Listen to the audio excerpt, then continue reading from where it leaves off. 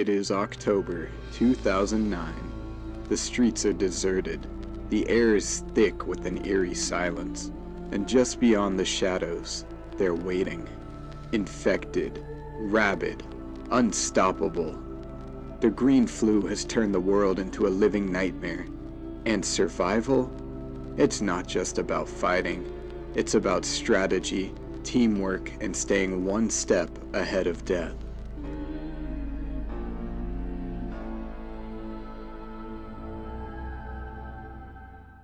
Today, we're diving into the outbreak that redefined survival horror. The green flu from Left 4 Dead. What is it? How does it spread? And most importantly, how do you survive it when all odds are stacked against you? So ladies and gentlemen, grab your medkits, check your ammo, and stick together, because it's about to get real.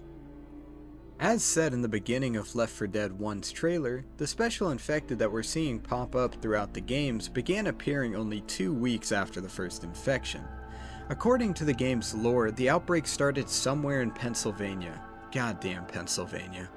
From there, things went from bad to worse, and fast. The Civil Emergency and Defense Agency, also known as CEDA, set up hasty checkpoints for you and your family to flee to. But is that really a good idea when the government itself doesn't fully understand how the virus spreads? As you progress through the game, you'll find CEDA posters, some suggesting that the green flu might be waterborne or even airborne. However, the ultimate takeaway is clear: nobody truly knows how this infection spreads. The only group seemingly unaffected by the green flu is a small subset of the population known as carriers. But don't be fooled, carriers, as their name implies, harbor the infection and are capable of spreading it to others. Just as quickly as the government sets up its refugee camps, the infection tears them down. But before we learn how to survive the green flu, we need to know what the green flu actually is. So, what exactly is the green flu? While the Left 4 Dead games don't go into extensive scientific detail, there are some key facts and hints scattered throughout the series that paint a chilling picture of this pandemic. The green flu isn't your typical virus. It's described as a highly aggressive pathogen that targets the human brain, drastically altering its host behavior. Victims lose their higher cognitive functions and become hyper-aggressive, with a single-minded drive to attack and infect others. What makes the green flu even more terrifying is its adaptability. It's not just limited to turning people into mindless, rage-fueled zombies. In some cases, the virus causes extreme mutations, giving rise to the special infected we encounter in the games.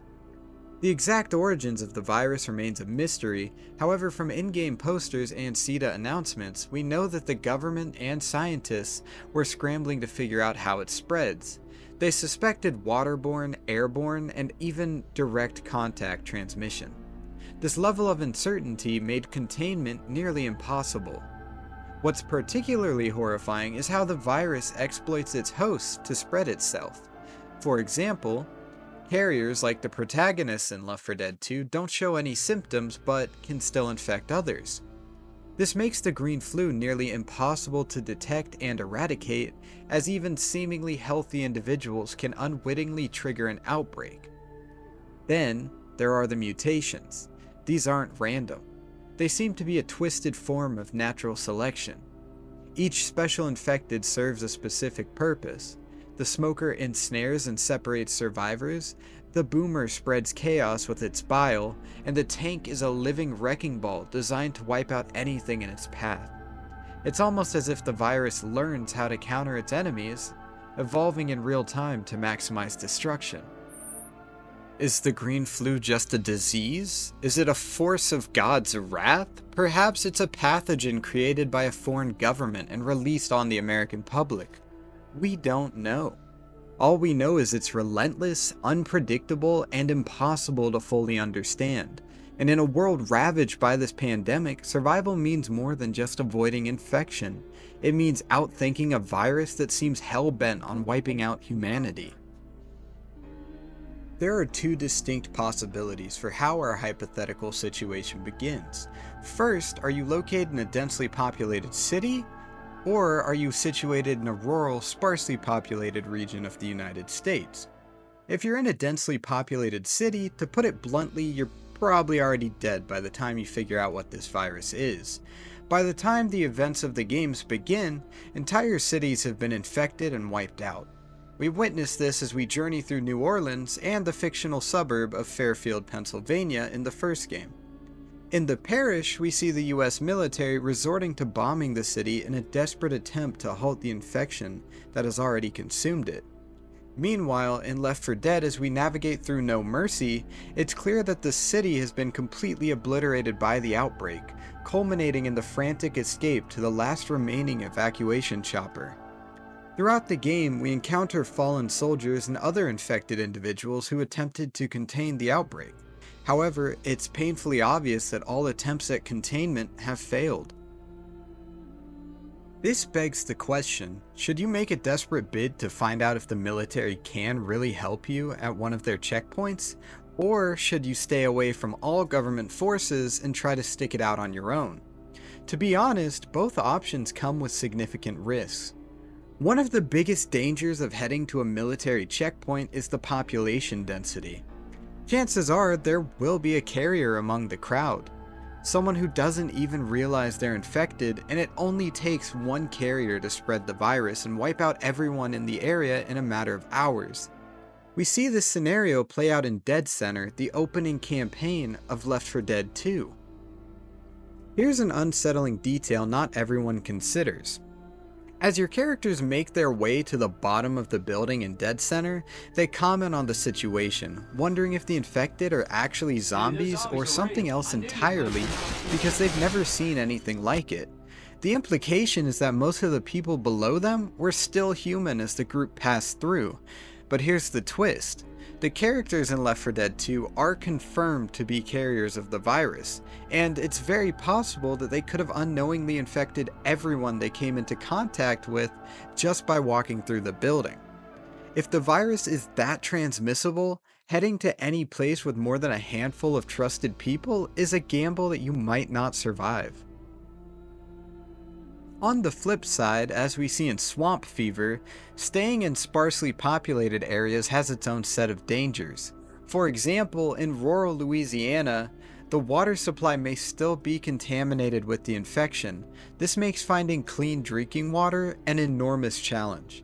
And by the time you realize the water is infected or the government issues a warning, it's already too late. All it takes is a single drop of contaminated water and you'll soon be joining the ranks of the infected.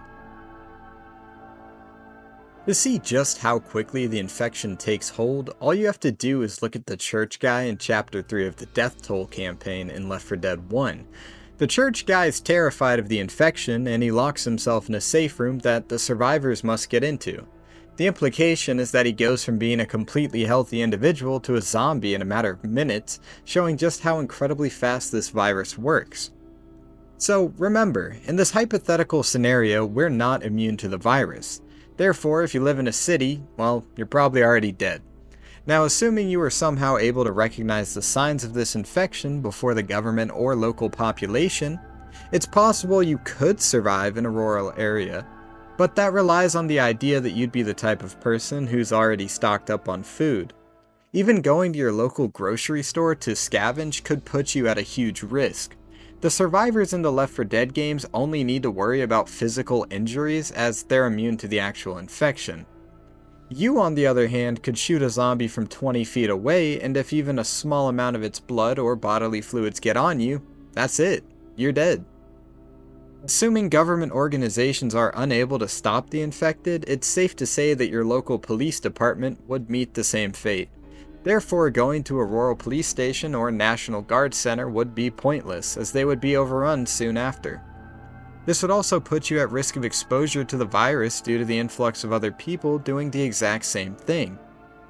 The conclusion here is that realistically, you probably can't survive the green flu. If you were placed in a bubble and were somehow informed of the virus before it became widespread, then yeah, maybe you could hunker down in a bunker and stick it out. But that also implies you had otherworldly knowledge of the virus, and in the universe that we're looking at, you just simply wouldn't.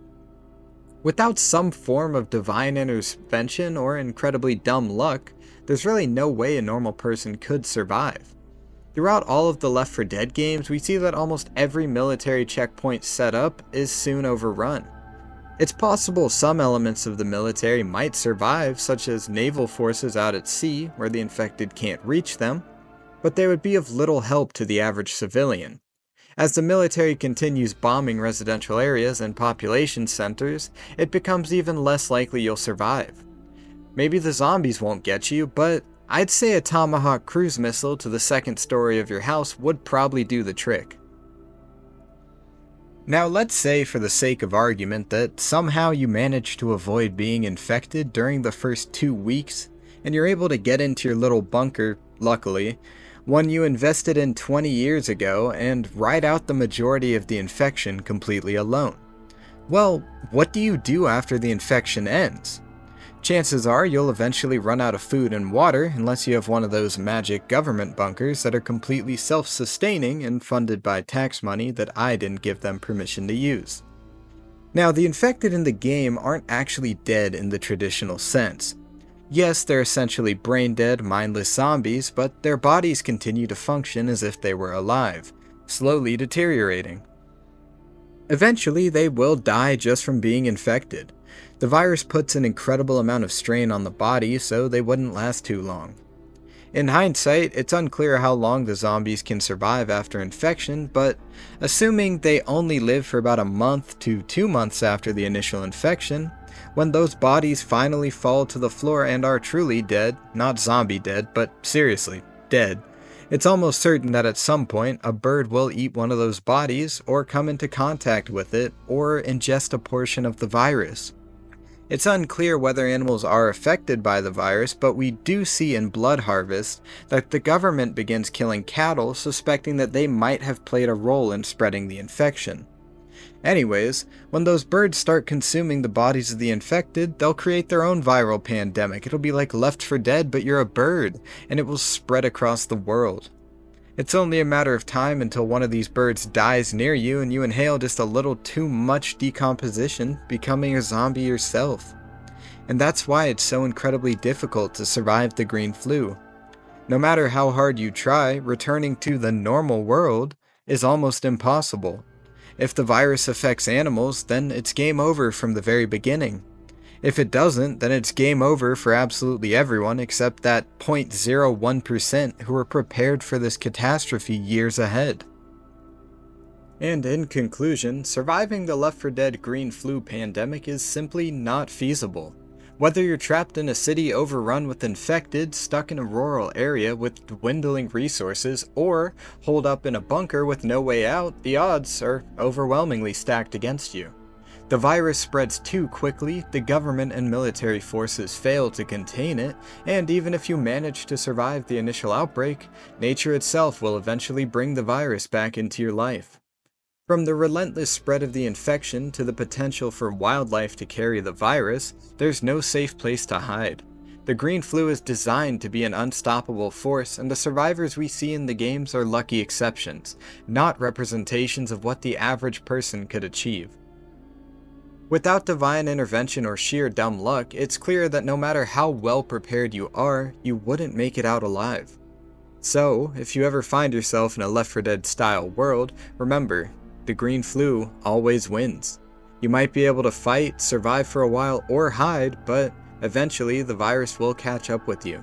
And that, my friends, is why you can't survive the green flu.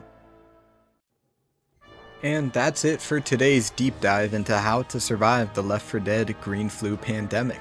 As we've seen, the odds are stacked against anyone trying to make it through this nightmare.